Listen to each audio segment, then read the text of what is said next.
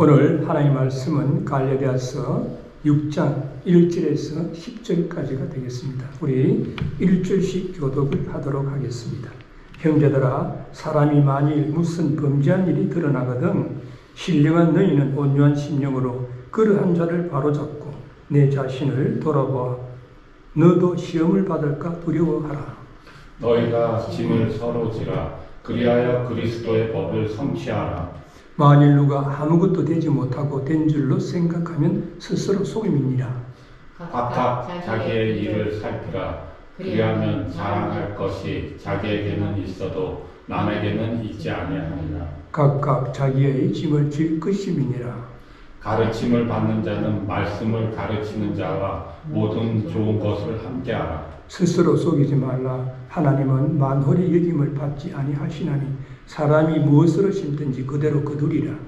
자기의 육체를 위하여 심는 자는 육체로부터 썩어질 것을 거두고 성령을 위하여 심는 자는 성령으로부터 영생을 거두리라. 우리가 선을 행하되 낙심하지 말지니 피곤하지 아니하면 때가 이름에 거두리라. 10절 다 같이 그러므로 우리는 기회 있는 대로 모든 이에게 착한 일을 하되 더욱 믿음의 가정들에게 할지니라.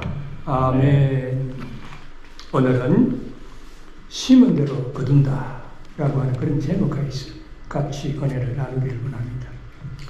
전쟁과 세계적인 불경기로 인해서 어렵고 힘들었던 한 해가 저물고 소망의 새해를 맞이했습니다. 사도 바울은 빌립보서 13장 14절에서 뒤에 있는 것을 잊어버리고 앞에 있는 것을 자버리고 표대를 향하여 하나님이 부르신 부름의 상을 향하여 쫓아가노라 라고 이렇게 교복했습니다. 그래서 말이죠, 우리도 지난 한 해 동안 어렵고 힘들었던 그런 일들이나 슬픔과 괴로움도 홀을 털어버리고 새로운 꿈과 소망을 가지고 밝은 햇살 향해서 우리는 달려가야 할 것입니다. 성경은요, 새 출발을 말하고 있습니다. 어둡고 어려웠던 과거를 홀을 털어버리고 새롭게 출발을 할 수가 있습니다. 하나님의 자비와 용서와 기대가 있기에 누구나 어떤 경우에서나 새롭게 출발할 수가 있는 것입니다. 길은요, 우리가 만드는 것이 아니라 하나님이 열어주시는 것입니다. 그러므로 뒤를 돌아본다고 하는 것은 어리석은 일입니다. 롯의 아내는 뒤를 돌아보다가 소금 기둥이 되었습니다. 우리의 인생의 여정에 여러 가지 장애물이 가로놓여 있다 할지라도 벅찬 가슴과 밝은 미소와 하늘같이 맑은 마음을 가지고 우리는 달려가야 할 것입니다. 너무 말이지 많이 짊어지려고 욕심 부리지 말고 가벼운 여장으로 앞에 놓여있는 새날을 향해서 우리는 달려가야 할 것입니다.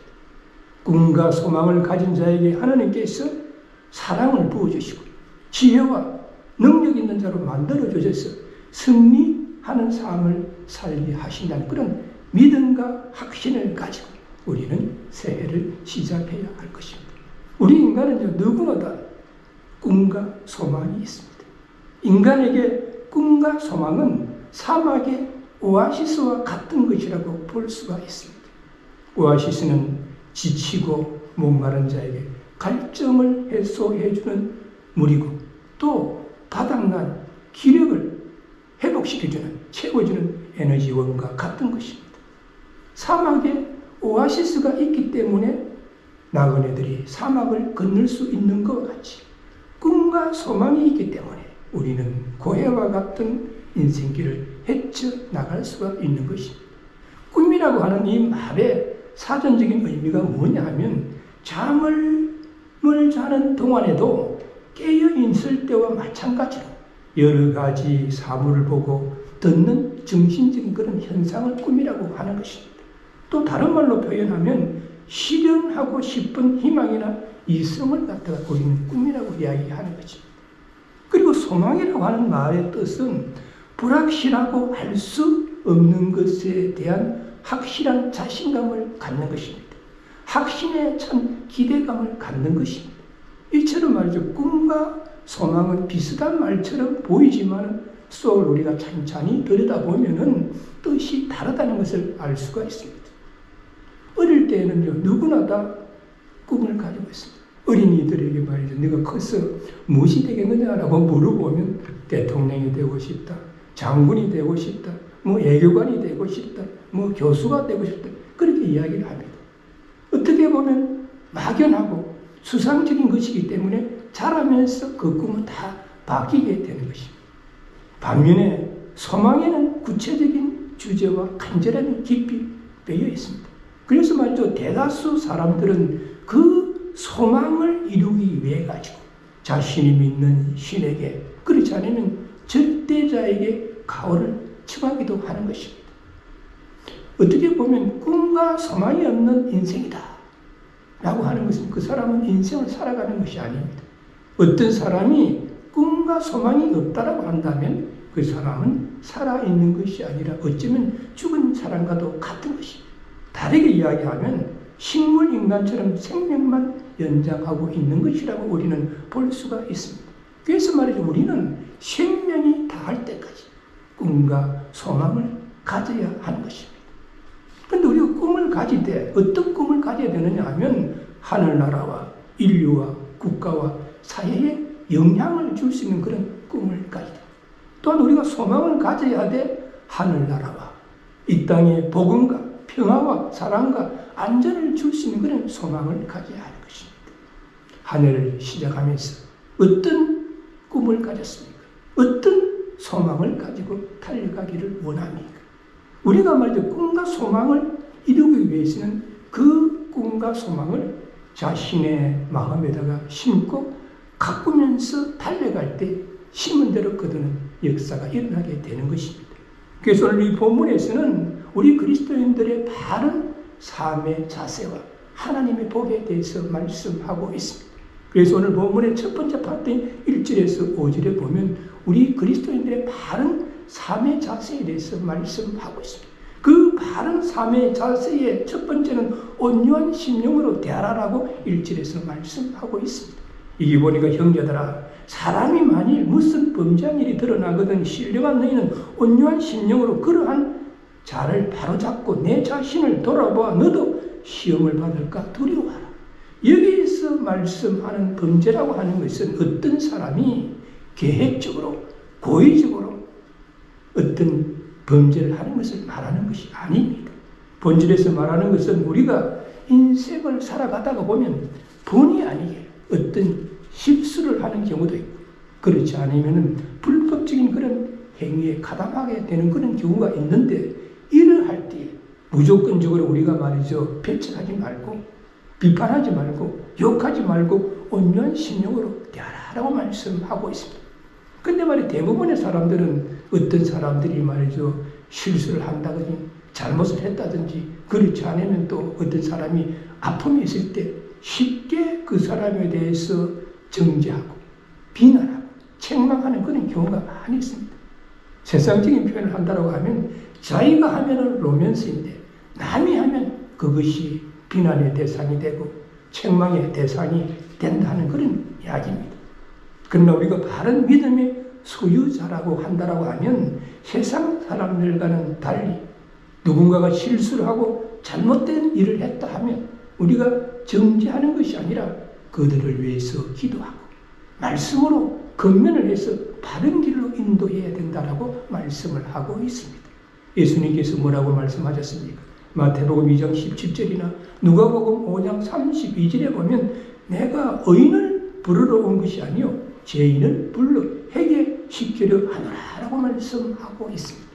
예수님께서 이 땅에 오신 목적의 하나는 죄인을 불러서 회개시켜서 그들을 구원하기 위해서 오셨다라고 말씀하고 있습니다. 그러므로 우리는 이를 통해서 자신의 행동을 더욱 자중하고 실족하지 아니하도록 스스로 항상 깨어 있어야 할 것입니다. 이것이 참 성도가 취해야 하는 바른 생활의 태도라고 우리는 볼 수가 있습니다. 혹시 삶의 여정에서 실수하고 잘못한 사람을, 아픈 상처를 가지고 있는 자를 무조건 판단하고 정죄하며 자신은 그렇지 아니하다고 교만한 말을 하지는 아니하였었습니까? 우리는 한 해를 시작하면서 자신의 믿음을 다시 한번 점검하시고 새해에는 온유한 심령으로 남을 대할 것을 결단하고 우리는 출발해야 할 것입니다. 두 번째로는 짐을 서로 지라라고 2절에서 3절에 말씀하고 있습니다. 여기 2절에 보니까 너희가 짐을 서로 지라 그리하면 그리스도의 법을 성취하라라고 말씀하고 있습니다. 여기서 짐이라고 하는 것은 어떤 사람이 혼자 감당하기 너무나 무거운 짐을 이야기하는 것입니다. 어떤 사람이 말이죠. 실수와 잘못으로 인해 가지고 또는 아픈 상처로 인해 가지고 수고하고 무거운 짐을 지게 되는 경우가 있습니다. 우리가 인생을 살아가다 보면 전혀 이기지 못했던 큰 일을 당해가지고 앞이 캄캄하고 정말 일어서기 힘들다 하고 낙심하고 좌절할 때가 있습니다. 그러할 때에 그러한 짐을 서로 나눠져야 한다고 말씀하고 있습니다. 여기서 지라라고 하는 이야기는 현재 능동태 명령법으로서 계속해서 지라하는 그런 이야기입니다.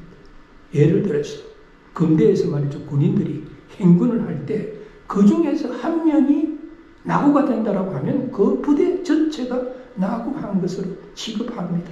왜냐하면 이들은 이미 각 개인이 아니라 전쟁터에서 생사고락을 같이 해야 할 운명 공동체이기 때문인 것이죠. 내가 아는 말이죠. 목사님 아들이 해병대에 갔었어요.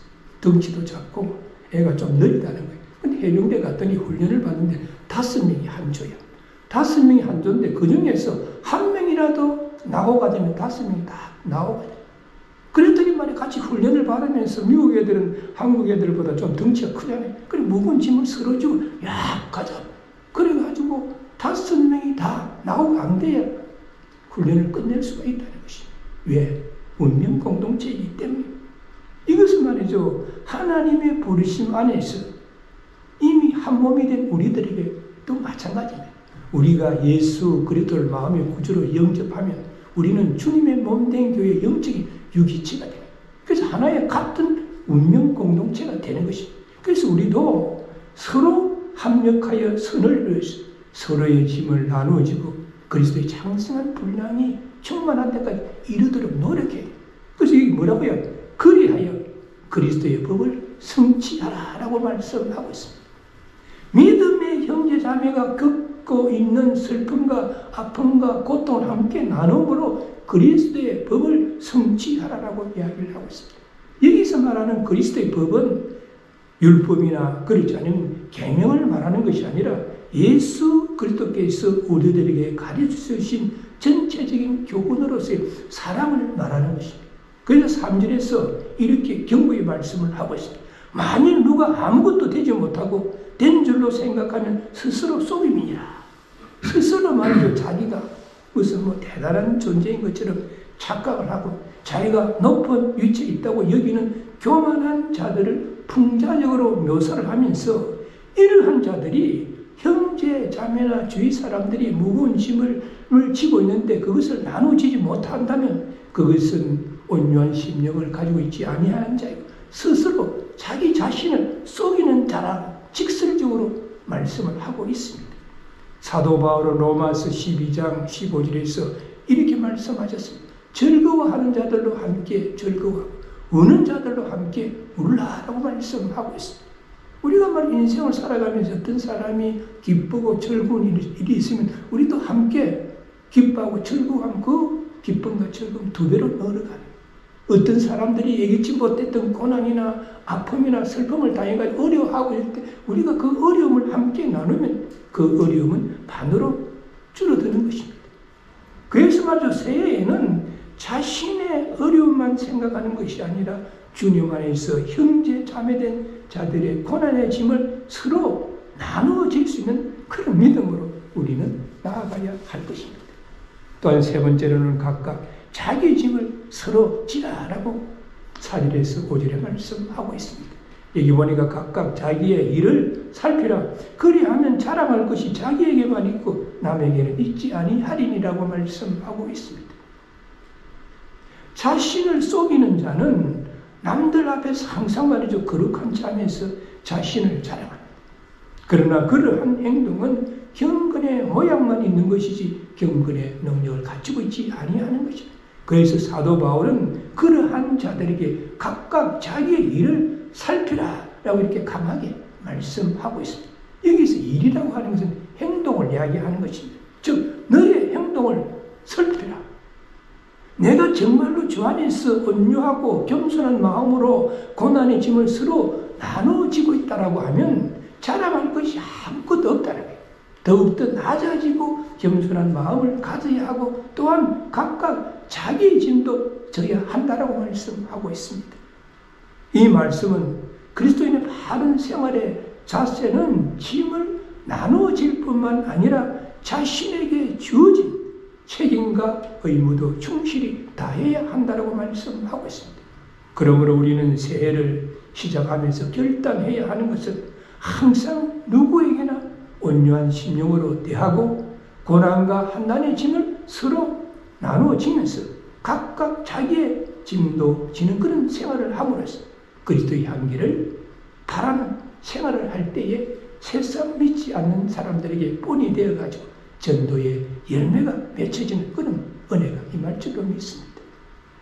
그러면 우리가 말이죠, 온유한 심령으로 사람들을 대하고 또 서로 묵은 짐을 나누어지고 또 각각 자기의 짐을 지고 나아갈 때 하나님께서는 어떻게 하는가? 6절에서 10절에 보면 바른 생활을 하는 자에게 하나님께서 복을 내린다고 오늘 본문의 두 번째 파트에서 말씀하고 있습니다. 어떤 복을 내립니까?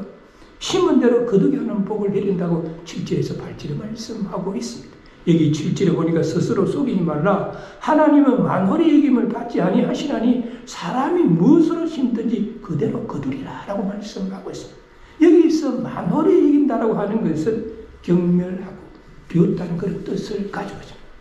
그러므로 이 아름다운 우주 만물을 창조하시고 또 창조의 마지막 날 우리 인간을 창조하신 하나님은 사람들이 경멸하고 비웃는 조롱거리가 될 수가 없다는 것입니다. 또 또한 하나님의 말씀을 무시하고 경멸하는 자에 대해서는 반드시 공의로 심판을 하셔서 하나님의 거룩하신 위엄을 드러낸다라고 말씀하고 있습니다. 여호수아서 7장에 보면 아간의 이야기가 나옵니다. 이스라엘 백성들이 말이죠, 여리고 성을 공격할 때 하나님께서 말씀을 하셨습니다. 여리고 성의 모든 기물은 우상에게 제사 지낸 바 되었으니까 불태워가지고 다 하나님 앞에 바치라. 이렇게 말씀을 하셨어요. 그런데 아간이 아름다운 외투를 보니까 탐이 나니까 그 외투를 훔치고 은 203개를 훔치고 그리고 50세겔의 금덩이 하나를 훔쳐가지고 자기의 장막 속에 감추어뒀습니다. 하나님은 다 불태워서 하나님 앞에 바치라고 했는데 그는 숨겼습니다. 그래서 말이죠, 여리고 성을 정복을 하고 이제는 두 번째 성인 말이죠, 아이성을 공격했는데 예상 외로 대패를 하고 말았습니다. 그래서 말이죠, 이스라엘 백성들이 말이죠, 울며 불며 하나님 앞에 왜 이러한 일이 일어났습니까? 라고 기도했더니 아간의 범죄 때문이었다는 것을 그들은 알게 되었습니다. 그래서 말이죠, 아간은 사랑하는 가족 그리고 재산과 함께 아골 꼴짜기로 끌려가가지고 이스라엘 백성들이 말이죠, 돌로 쳐 죽이고 그리고 그의 재산을 갖다가 불태워 없었습니다. 이러한 일이 있고 난 뒤에 하나님께서 분노를 거치시고 이스라엘로 하여금 아이성 공격에서 승리하도록 만들어주셨다고 성경은 말씀하고 있습니다. 그래서 사람이 무엇으로 심든지 반드시 그대로 거두게 된다는 것입니다. 심은 대로 거두게 된다고 하는 것은 자연의 이치일 뿐만 아니라 하나님 나라의 공의롭고 정직한 원리다라고 우리는 볼 수가 있습니다. 우리가 말이죠, 사랑을 심었다. 어떤 어렵고 힘든 사람이 사랑을 심으면요, 때가 되면 심은 대로 거두게 됩니다. 내가 어떤 사람에게 자비롭게 대하고 긍휼을 베풀었다 하면 내가 알지 못하는 때에 그 자비와 긍휼이 자기에게 돌아온다는 사실을 우리는 알아야 돼요. 그래서 8절에서 뭐라고 이야기합니까? 자기를 육체를 위하여 심는 자는 육체로부터 썩어진 것을 구하고 성령을 위하여 심는 자는 성령으로부터 영생을 거두리라 라고 말씀하고 있습니다. 육체를 위하여 심는 자의 결과는 썩어진 것을 얻는다는 거예요. 여기서 육체라고 하는 것은 타락한 우리 인간의 심성을 말합니다. 타락한 우리 인간의 심성이 여러 가지 죄를 만든다는 거예요. 죄를 짓게 만든다는 거예요. 그래서 갈라디아서 5장 19절에서 21절에 보면 육체의 일은 현저하니 음행과 더러운 것과 호색과 우상 숭배와 술수와 원수를 맺는 것과 분쟁과 시기와 분냉과 당짓는 것과 불량과 이단과 투기와 술취함과 방탕함과 또 그와 같은 것들, 육체의 소욕을 쫓아갈 때 나타나는 것을 쭉 이렇게 말씀하고 있습니다. 그것을 세 가지로 요약을 한다면 첫 번째는 성적인 죄를 짓게 되는 것이고, 두 번째는 종교적인 죄를 짓게 되는 것이고, 세 번째는 도덕적인 죄를 짓게 된다라고 말씀하고 있습니다.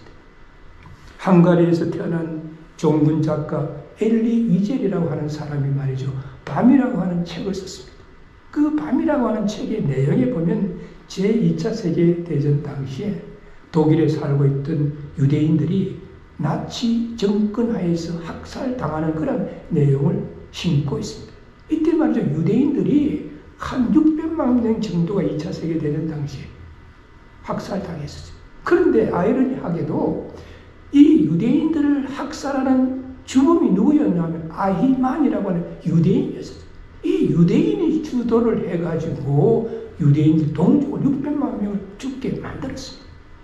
어느 날 말이죠, 아히만이 큰 길거리에다가 높은 장대를 딱 세워놔놓고 거기에다가 장대에다가 한 소년을 갖다가 목을 딱 달아 매놔놓고 그 밑쪽으로 유대인들을 갖다가 지나가도록 위협을 하고 있었다. 마침 그때 그것을 가다가 말이야 그 광경을 목격하게 된 종군 기자여 작가인 엘리 위젤이 자기가 하나님은 어디 계신가요? 라고 아히만에게 물어봤다는 거.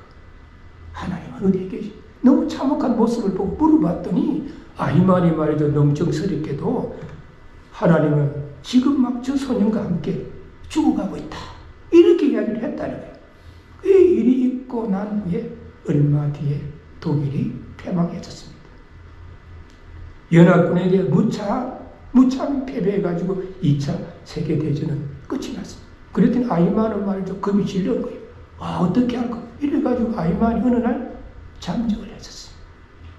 그랬더니 유대인 비밀 경찰이 600만의 유대인들을 학살한 그놈을 잡아야 된다 라고 계속 뒤를 추적해요. 유대 비밀 경찰이 그 뒤를 계속 추적해가다가 보니까 세월이 흘렀어요. 그래서 아르헨티나의 어느 시골에서 이름도 바꾸고 이가 숨어 살고 있던 아히만을 유대 경찰이 잡아가지고 그리고 이를 갖다가 최고 재판소에다가 넘겼습니다. 이를 알게 된 엘리 위젤이 그의 책에서 다시 한번 아히만에게 질문합니다. 하나님은 어디에 계신가요? 라고 이렇게 질문을 하면서 하나님은 지금 아히만을 심판하고 계신다 라고 하면서 그런 책의 내용을 썼었습니다. 진정 하나님은 인간의 조롱과 경멸을 받지 않으시며 반드시 심은 대로 거두게 하신다는 사실을 우리는 알아야 하는 것입니다. 한때 독일이 세계를 제패할 것 같아가지고 당시에 권력자에게 충성했던 아히만도 결국은 하나님의 심판을 피할 수가 없었습니다. 이것도 말이야 우리에게 마찬가지예요. 혹 이것은 하나님이 모르시겠지 하면서 어떤 육체의 일을 도모하여 스스로 속인다 할지라도 하나님은 만홀히 여김을 받지 않는다는 사실을 우리는 알아야 할 것입니다. 그렇다면 영생을 소망하는 우리 성도들은 성령을 위하여 심는 자가 되어야 하는데 성령을 위하여 심는다는 것을 무엇을 뜻하겠습니까? 그것은 바로 진리의 영이신 성령을 쫓아감으로써 성령님이 원하시고 기뻐하시는 대로 우리는 행동하고 그 뜻을 이루어 나가는 것이라고 우리는 할 수가 있습니다. 그러므로 우리 믿는 자들은 이 땅에서 신령한 것을 심어야 한다 하는 이야기입니다. 그렇다면 신령한 것을 심기 위해서 우리는 무엇을 심어야 하겠습니까? 첫째는 말이는 진리 말씀을 심어야 하는 거예요. 요한복음 14장 6절에 보면 내가 곧 길이요 진리요 생명이니 나를 말미암지 않고는 아버지께로 올 자가 없느니라라고 말씀하고 있습니다. 이 세상의 어떤 지식도 그 누구의 말도 참 참된 구원과 생명에 이르는 진리가 되지 못합니다. 오직 길이요 진리요 생명이 되는 말씀만이 참된 구원과 생명에 이르는 길이라는 것을 우리에게 말씀하고 있습니다. 그러므로 우리는 항상 말씀을 읽고 묵상하면서 심령에 우리는 말씀을 심어야 합니다. 두 번째로는 우리는 기도를 심어야 합니다. 갈라디아서 5장 16절에 보면 쉬지 말고 기도하라. 이는 성도들이 성령님의 도우심과 능력을 힘입는 가장 좋은 방법은 바로 기도를 통한 것이다. 마태복음 7장 7절에서 8절에 보면 예수님께서 뭐라고 말씀하십니까? 구하라 그러면 너희에게 주실 것이요 찾으라 그러면 찾을 것이요 문을 두드리라 그러면 너희에게 열리리라 라고 말씀하고 있습니다. 마태복음 21장 22절에 보면 믿고 구하는 것 다 받으리라고 말씀하고 있습니다. 기도야말로 우리 안에서 그리고 이 땅에서 성령의 역사를 보다 강력하게 임하게 하는 힘이 된다고 우리는 볼 수가 있습니다.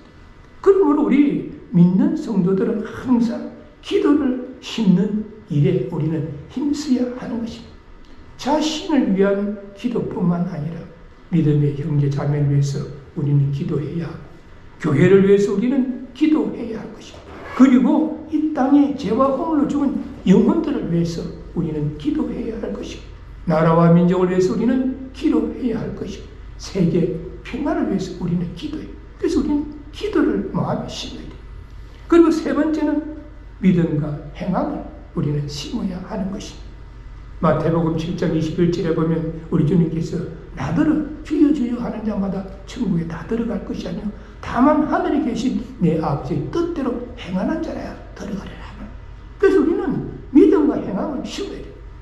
야고보서 2장 26절에 보면 영혼 없는 몸이 죽은 것 같이 행함이 없는 믿음은 죽은 것이다 라고 말씀하고 있어요. 그래서 믿음과 행함이라고 하는 것은 동전의 양면과도 같은 것입니다. 우리가 은혜와 믿음으로 구원을 받았다고 한다면 그 믿음은 행함으로 나타나야 하는 것입니다. 말씀을 심고 기도를 심었다라고 한다면 행함으로 열매가 맺어져야 한다는 그런 이야기입니다. 그러므로 우리는 새해에 말씀을 심고 그리고 기도를 심고 행함을 심고 우리는 꿈과 소망을 가지고 우리는 달려가야 할 것입니다. 왜 그렇겠습니까?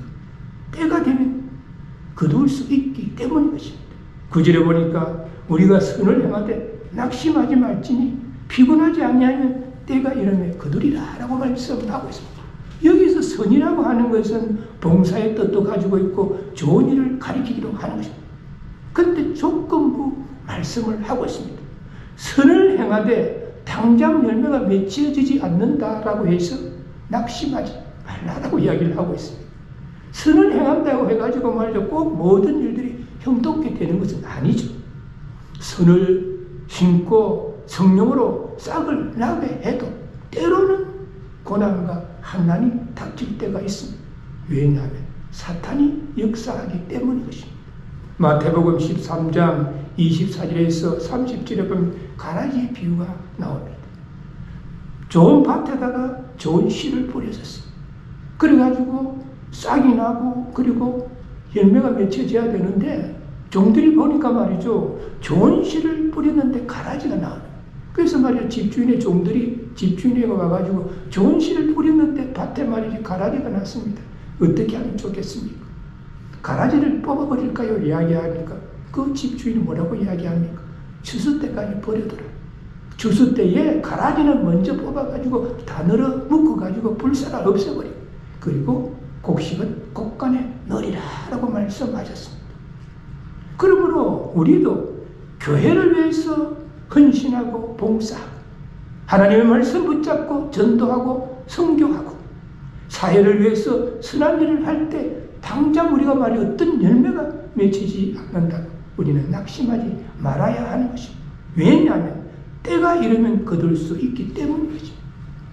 전도서 3장 1절에 보면 천하에 범사가 기한이 있고 모든 목적을 이룰 때가 있다라고 말씀하고 있습니다. 두 번째는 선을 행할 때에 오해나 핍박을 받더라도 낙심하지 말아야 하는 것입니다. 선한 일을 할 때에 주위 사람들로부터 우리는 때로는 오해를 받을 수가 있습니다. 선한 일을 하는데도 때로는 핍박을 받을 수가 있다는 것입니다. 사람들이 그렇지 않습니까? 자기는 좋은 일을 하지 아니하면서 괜히 말이야 저 사람이 저런 일을 하는 게 뭐 어떠다고 비난하는 경우가 있습니다. 자기는 선을 베풀지 아니하면서 다른 사람이 선을 베풀 때 핍박하는 그런 경우가 있습니다. 구약 성경에 보면 모세는 민족을 사랑해가지고 애국 사람을 돌로 쳐주겠습니다. 그랬더니 오히려 동족으로부터 오해를 받아가지고 모세는 미디안 강야로 도망가는 신세가 되었습니다. 그래서 미디안 강야에서 말이죠 40년 동안 인고의 세월을 보내야만 했습니다. 근데 하나님께서는 미디안 광야의 40년 생활을 통해서 모세를 훈련시키고 연단시켜가지고 애굽에서 종살이하는 민족을 구원하는 그러한 지도자로 세워주셨다는 사실을 우리는 알아야 하는 것입니다. 예수님께서 뭐라고 말씀하셨습니까? 마태복음 5장 10절에 보면 의를 위하여 핍박을 받는 자는 복이 있나니 천국이 저희 것입니다라고 말씀하고 있습니다. 세상은 악합니다. 그래서 선한 일을 할 때 오해를 받을 수가 있습니다. 세상은 불의로 가득 차 있습니다. 그래서 선한 일을 할 때에 핍박을 받을 수도 있습니다. 그러므로 새해에는 선을 행하면서 빨리 열매가 맺히지 않거나 그렇지 않으면 오해나 박해가 핍박이 있다 할지라도 낙심하지 말아야 할 것입니다. 왜냐하면 때가 이르면 거둘 수 있기 때문인 것입니다. 잠언 3장 20절에 보면 심을 때가 있고 심은 것을 뽑을 때가 있다고 말씀하고 있습니다. 그래서 10절에서 뭐라고 이야기를 하고 있습니다. 선을 베풀 때에 복을 내리신다라고 10절에서 말씀하고 있습니다. 그러므로 우리는 기회 있는 대로 모든 일에 착한 일을 하되 더욱 믿음의 가정들에게 할지니라라고 말씀하고 있습니다. 지금까지 언급한 내용을 다시 반복해서 결론을 내린다고 하면 우리에게 선을 행할 수 있는 그런 기회가 주어졌다라고 하면 기다렸다는 뜻이 재빨리 적극적으로 모든 일에 행하라 하는 그런 이야기입니다. 우리가 말이죠 세상 일을 할 때나 주님의 일을 할 때 적극적으로 열정이 있어야만 우리는 행복한 삶을 살아갈 수가 있고 하나님의 복을 받아서 누릴 수가 있는 것입니다. 마지못해서 어떤 일을 한다라고 하면 우리는 그 일을 성공적으로 할 수도 없고 행복한 삶을 살 수도 없는 것입니다. 마지못해서 우리가 선을 베풀고 신앙생활을 한다라고 하면 믿음이 자라지 아니하고 하나님의 복을 우리는 받을 수가 없는 것입니다. 그래서 본질에서 기회 있는 대로 모든 이에게 하되 더욱 믿음의 가정들에게 할지니라고 말씀하고 있습니다. 우리 믿는 자들이 선을 베풀어야 하는데 모든 이들에게 선을 베풀어야 하지만 특별히 주님 안에서 형제 자매된 자들에게 더 관심을 가지고 선을 베풀어야 된다고 말씀하고 있습니다. 선을 베푸는 것은 어떻게 보면 하늘나라의 부활을 쌓는 것과 같은 것입니다. 그래서 우리가 말이 기회 있는 대로 모든 이들에게 특별히 믿음의 가정을 돌아보면서 우리가 선을 행할 때에 하늘에서 더 좋은 것을 복이라고 하는 보자기에 싸서 우리에게 보내주신다고 우리는 볼 수가 있는 것입니다. 우리 모두 오늘 전거된 말씀을 다시 한번 바르게 이해하고 마음판에 새겨서 우리가 꿈과 소망을 가지고 올 한 해를 달려갈 때 더욱더 온유한 마음으로 사람들을 대하고 또한 형제 자매의 무거운 짐을 서로 나누어지고 또한 각자 자기의 짐도 지고 성령으로 심고 모든 이에게 선을 베품으로써 심은 대로 거두게 하시는 하나님의 복을 듬뿍 받아 누릴 수 있는 그러한 한 해가 되시기를 주님의 이름으로 축원합니다. 기도하시겠습니다. 하나님, 새해 첫째 주일날 주님을 사랑하는 아름다운 마음들이 모여있어 하나님 앞에 신령과 진리로 예배를 드리게 하여 주시옵시고 또한 진리의 말씀 안에서 올 한 해 동안 우리가 어떻게 달려가며 또 어떤 계획을 세우고 목표를 세워야 할 것인가를 다시 한번 깨달아 알게 하여 주시니 감사를 드립니다.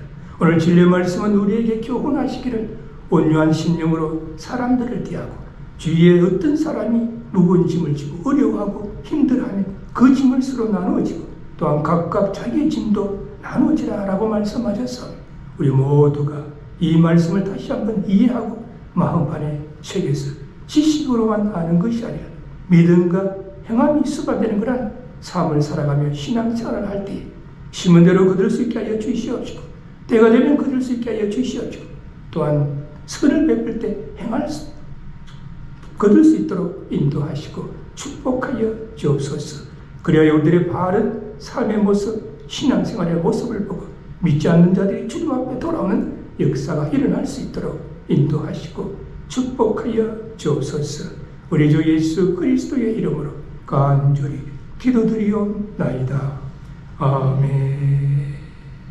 지금은 올 한 해 동안도 저희들의 발걸음마다 동행하시면서 우리에게 지혜 주시옵시고 능력 주셔서 우리에게 가는 일들을 이루게 하실 우리 주 예수 그리스도의 은혜와 독생자 예수 그리스도를 아끼지 아니하시고 이 땅에 보내주셔서 우리 인생들을 구원의 길로 인도하게 하신 하나님의 거신 사랑과 오늘도 우리의 마음 가운데 내재하시고 감화 감동케 하시는 성령님의 역사하심 오늘 증거된 말씀을 다시 한번 붙잡고 올 한 해 동안 온유한 심령으로 달려가기를 결단하고 형제자매의 묵은 짐을 서로 나누어지고 또한 자신에게 주어진 짐들도 지면서 달려가기를 결단하는 이 자리에 모이신 모든 분들과 그 가정과 삶의 현장 위에 지금으로부터 영원까지 함께할지어다.